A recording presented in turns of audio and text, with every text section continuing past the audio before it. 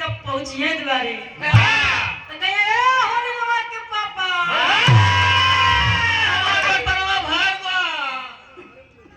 आ कहा बानी जी अपनी आई ना मैं बड़का कटोरा ले ले गए मलिकार आई निकोरी आई आ तनी आई देखी है कटोरा भर दे तो दूसरा दुआर देखे के बाद अब मालूम पड़ी कि कई दिन का नहिले एक और बतियात है ये मलिकार निवियावा साबुन ना आनी हाँ तोरी जमाने में ना चल रहा है ओसे तो हमारे निवियावा साबुन का होला वो बेचारी खजवावत नहीं आ उसमें का बात बताओ का बताओ ये गीत गाई में बता ये लगा आया उड़ा लेता है देखी मलिकार महोदय और यहाँ के व्यवस्थापक हमारे सरोज नेता भैया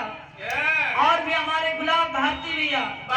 ये रोहुआर बैदौली का जितना जाने लोग मिल के हाँ जल्दी आवा नहीं तो नट्टी नाराज होके चल जाएगी आप लोगन से कहत आदि की देखी बेचारी उसने कहत का बा अरे उड़ाने अरे उड़ाने ऐसा माने ले जाओ दिया अरे ऐसा माने ले जाओ हजिया अरे उड़ावाले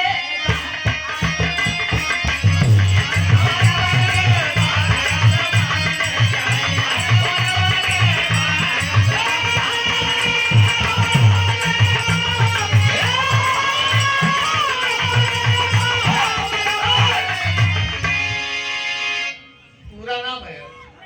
तानी बच रहा हूँ यहाँ खले लगा कि आलू ना। समझ में ना आवत अभी नट्टी ने ढेर लावेंगे अच्छा उसने ढेर लावेंगे और ये देखिए हमारे सासू जी की तरफ से 50 रुपया से धर्मदान आशीर्वाद बहुत बहुत धन्यवाद ये तनी से खाली मनोरंजन की तरफ आप लोगों के लिए ये हो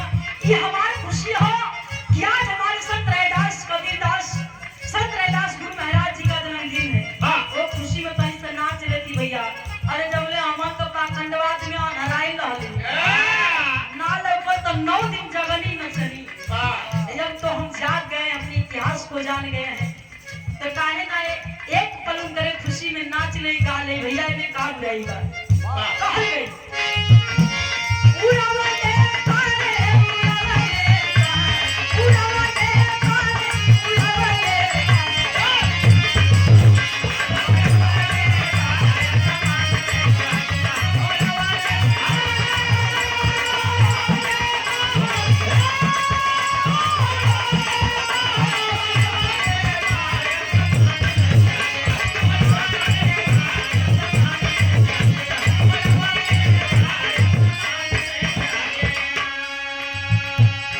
अच्छा तो दू बहन कुआं पर से पानी भर के जात रहली देखवैया कहला जुगंडा